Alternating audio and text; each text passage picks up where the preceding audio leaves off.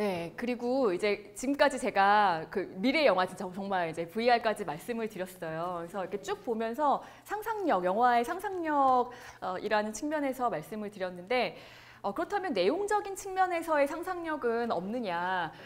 지금까지는 그 부분은 말씀을 드리지 않았는데요. 우리가 보통은 이제 일반적으로 뭐 영화와 상상력에 대해서 강의를 하겠습니다. 그러면은 이것부터 생각하시겠죠. 소재나 막 개발하는 거, 막 어떤 소재를 새로운 것들을 사람들에게 보여줄 것인가. 근데 저는 오늘은 이제 기술적인 측면, 4차 산업혁명 시대의 영화를 이야기하기 위해서 말씀을 드렸는데 이제 마지막 부분이기 때문에 이제 요걸 말씀을 드리면은요.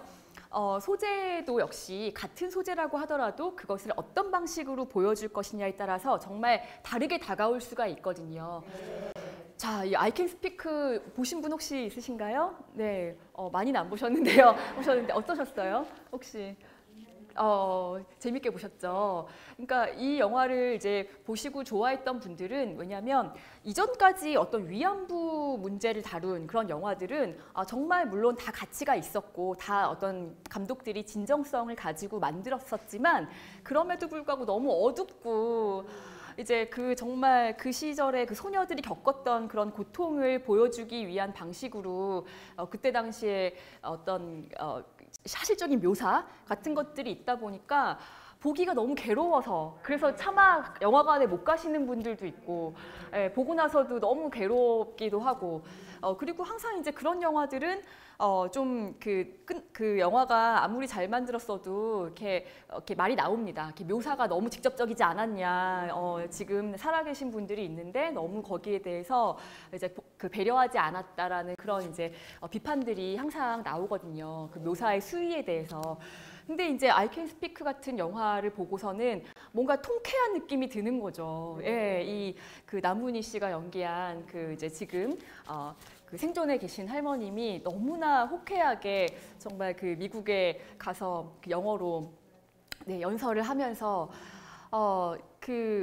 고통스러웠던 그 시절을 이제 정말 완전히 상쇄시켜 버릴 수 있는 그런 카타르시스를 주는 그런 작품으로 접근을 했거든요. 굉장히 코믹하고 유머러스하고 그리고 여기에는 보면은 또 그 이재훈 씨가 그래도 이제 그 남자 배우로 그 남은희 씨와 이제 같이 그 소통하는 그런 공무원으로 나오는데 이제 그런 캐릭터도 굉장히 신선하고 그리고 이제 어떤 뭐 로맨스나 이런 것들을 배제한 채 이렇게 그 젊은 청년과 그 할머니가 서로 이제 이해해간 어떤 그런 과정 이런 것들이 너무나 재미있게 그려졌기 때문에 보고 나서 그렇다고 해서 여기에 뭐 깊이가 없다거나 한 게 아니거든요. 분명히 주제의식이 강하고 하지만 보는 데 있어서 관객들에게 그 어떤 감동을 주는 데는 전혀 부족함이 없는 그런 작품이 됐던 거죠. 이렇게 좀 발상을 전환하면 위안부 소재 그 영화는 좀 무거워야 돼, 진중해야 돼, 막 이렇게 좀 더 사람들이 이렇게 만들어야 사람들이 더 이해할 거야라고 했던 어떤 고정관념을 깨트린 그런 상상력이 발휘된 작품으로서 아주 좋은 예라고 생각을 합니다. 네, 그리고 이제 여기는 제가 없지만 하나 더 보태자면은 이제 최근에 제가 또 재밌게 본 영화가 곤지암이라는 영화인데요. 네, 혹시 보신 분 있으신가요? 이거 아마 안 보셨을 거예요. 공포 영화니까 스릴러 영화는 조금 이제 10대들이 많이 봅니다. 그리고 이제 한 20대 초반에 그 대학생들이 좋아하는 것 같아요. 근데 어쨌거나 지금 굉장히 성공을 저예산으로 만들어서 성공을 거두었는데요. 뭐 거기에는 여러 가지 운이 또 따라줬겠죠. 뭐 CNN 선정 무슨 7대 뭐 무시무시한 장소 뭐 이런 식으로 해서 조금 홍보도 마케팅 효과도 있었고 그 곤지암이라는 작품은 카메라 한 대가 아니라 요즘에 그 젊은이들은 뭐 아프리카 TV라든가 뭐 이제 이런 거 보시면은 이렇게 방송을 하잖아요. 그러니까 방송을 하니까 그 방송에 필요한 그런 장비들은 막 나를 보는 카메라, 바깥을 보는 카메라, 그다음에 막 여기 사방에 달아놓는 그런 카메라, 뭐 이런 카메라들을 수없이 달고 나와요. 그래서 막 분할 화면이 막 보여지면서 네, 카메라 지금 몇 대가 막 같이 동시에 돌아가는 거죠. 그래서 정말 그런 어떤 지금의 현대의 기술 그리고 현대의 그 그 청년들이 좋아할 수 있는 모든 것들을 지금 잘 보여주는 그리고 이제 뭐 연예인이 아니라도 일반인들이라도 충분히 접근할 수 있는 방송의 그런 그 모습들을 보여주고 있다는 점에서 이게 스릴러 영화로서 뭐 무서운 장면도 물론 있지만 그보다도 그런 걸 보는 재미, 예, 그런 것들이 크기 때문에 성공을 거두지 않았나 그런 생각을 해봅니다. 네. 네, 그래서 이제 보시면은요, 불과 솔직히 120년이에요. 우리 역사를 생각해봤을 때 그 영화의 역사는 길지 않습니다. 그래서 제가 이제 학생들에게 이렇게 가끔씩 농담식으로 얘기하는 게 그 무슨 화가나 이런 사람들은 우리가 유명한 사람들 잘 알고 있는 좋아하는 화가나 뭐 무슨 그 음악가나 이런 분들은 돌아가신 분들이 대부분이잖아요.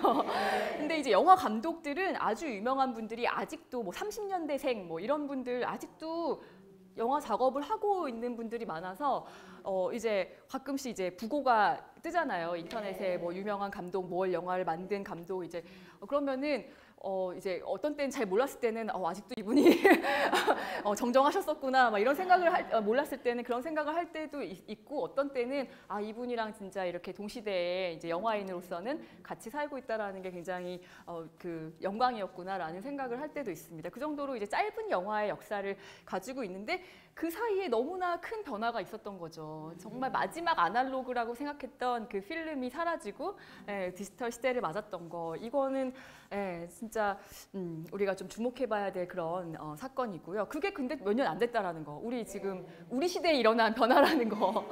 네, 2000년대 이후에 이렇게 급속도로 이렇게 변하고 있다라는 거고요. 영화의 개념을 무너뜨리는 작품들이 등장을 했다. 이제 그 앙드레 고드로가 처음에 말했던 것처럼 그게 왜 그러냐면 여러분 그 영화를 이야기하는 영어 단어가 보통 세 개를 얘기하거든요. 일단 필름이라는 게 있잖아요. 필름, 그다음에 시네마, 그리고 무비 이 세 가지가 있습니다. 그러면은 무비라고 하는 거는요 상당히 그런 대중적인 의미에서 그 오락적인 의미에서 야 그냥 외국 사람들 얘기할 때 야 오늘 우리 주말에 영화 한 편 보러 갈까?라고 할 때 무비라는 말을 씁니다. 그리고 필름이라는 말은 굉장히 그 미학적인 의미가 담긴 거예요. 그래서 여러분 이제 영화제 같은 거 있잖아요. 영화제 되게 많죠 요즘에. 부산국제영화제 이제 한국에서 굉장히 유명한 영화제인데 영화제는 그 끝에가 거의 대부분 필름 페스티벌입니다. 네, 그러니까 거기에는 영화제 상영한 영화들이 뭐 대체적으로는 어떤 그 영화제마다 성격이 좀 다르지만 영화제에 상영한 영화들은 조금 그래도 완성도가 높고 뭔가 그 연출적으로 잘 돼 있는 그 미학적인 어떤 가치가 뛰어난 영화들이 많이 상영되잖아요. 네, 그래서 이제 필름 페스티벌이에요. 그리고 이제 시네마라는 말을 하는데 시네마는 이제 어떤 영화 산업 뭐 오락적인 측면 이런 것들 다 이제 제반적인 모든 것들을 다 아우르는 그런 용어로 이제 사용을 합니다.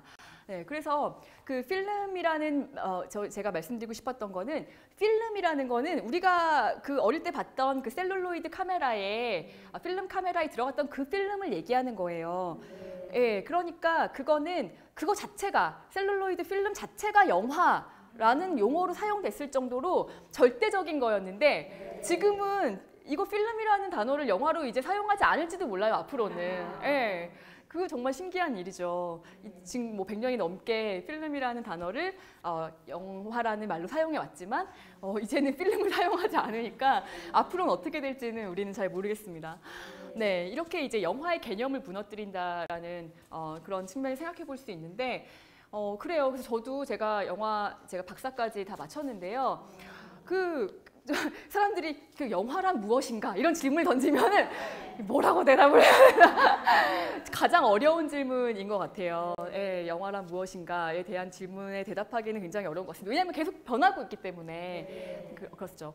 하지만 그럼에도 불구하고 변하지 않는 것들이 있다. 네, 인간과 인생에 대한 질문들이 영화에는 들어가고 그리고 디지털 영화로 이미 어떤 형식은 바뀌었지만 거기에는 항상 뭐 인생이라든가 또 인간이라든가 가족이라든가 사랑이라든가 또 삶과 죽음에 대한 어떤 그런 가치들, 삶의 가치들 이런 것들에 대한 아날로그적인 주제들이 들어가게 되어 있다. 그런 거 사람들이 좋아하니까 그런 어떤 접점이 있고 예를 들면 뭐 신과 함께 같은 영화, 예, 그런 영화는 완전히 디지털 영화, 막 진짜 그 액션 이런 것들 다 컴퓨터 그래픽이지만 거기에 주제는 예, 가족과 어떤 사랑이잖아요. 그리고 이타적인 삶에 관한 것들이죠.